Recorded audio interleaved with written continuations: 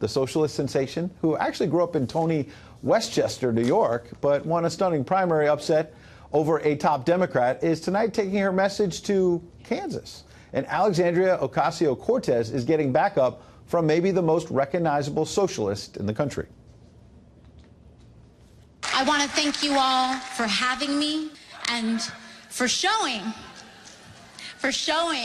that girls from the Bronx are welcome everywhere. Working people and Kansans share the same values as working people anywhere else.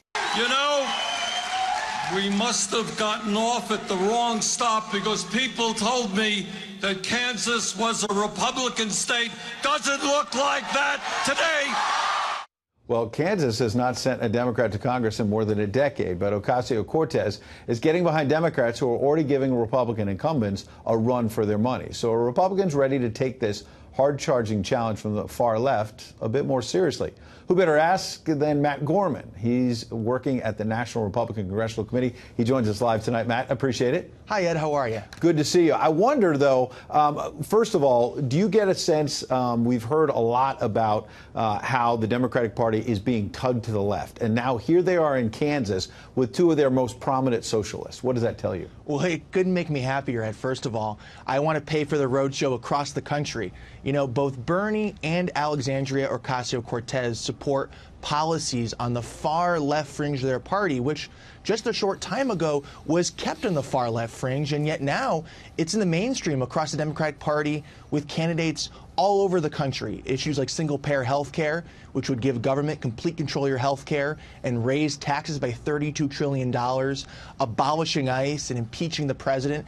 You know, let's take a step back for a second. If folks are watching Fox at home and they're sitting around their kitchen table or in their living room trying to figure out how to save for a vacation in August or make ends meet, and they hear one side talking about policies in the far left fringe and the other party talking about the cost of living and rising wages and low unemployment and high economic growth, I think that's a choice that benefits us in the fall.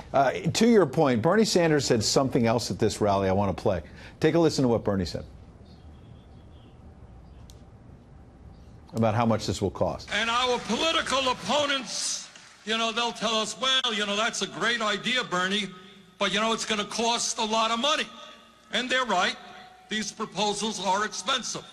So back in the campaign, I remember the Hillary Clinton camp was pushing this Wall Street Journal story that added up all of Bernie Sanders' promises: free college tuition, Medicare for all. And I checked the numbers today. It was going to cost at least $18 trillion. What does that tell you? That today he's not backing away from that. Instead, he's going to the heartland and saying, yeah, it's going to cost a lot of money. Well, what he won't tell you exactly is how much it costs, number one, how much he'll have to raise taxes, $32 trillion to pay for it, or what he'll have to do to programs already in existence that people rely on, like Medicare Part D or the VA or Medicare and Social Security, how they'll have to change irrevocably to account for this again, government takeover of health care.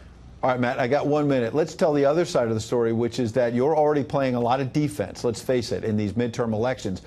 Is the flip side of this the fact that if Bernie Sanders and others on the far left believe that they can go to the heartland, does that suggest they do have energy out there? And you've got some incumbents like in Kansas, like Kevin Yoder, who are fighting for their lives right now. Does the left have the energy? Are you worried about that? Well, again, they're nominating candidates, just like in Kevin Yoder's district, that are far to the left of these districts and are rendered unelectable in a general election. And one of the candidates had to cross over state lines. He lives in Missouri to go to the rally tonight in Kansas. And he supports, again, single-payer health care, which is out of step and out of the mainstream with most Americans. We'll have that choice in the fall. I relish it.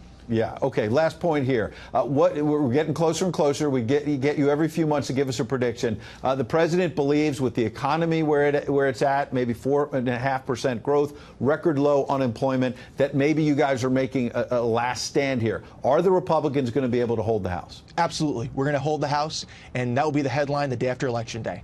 All right. You heard it from Matt Gorman at the National Republican Congressional Committee. We appreciate you joining us on this Friday night. Thanks, Ed. Happy birthday. All right. I appreciate it. Thank you. I'm going to hear that a lot tonight, I guess. Thank you. I appreciate it.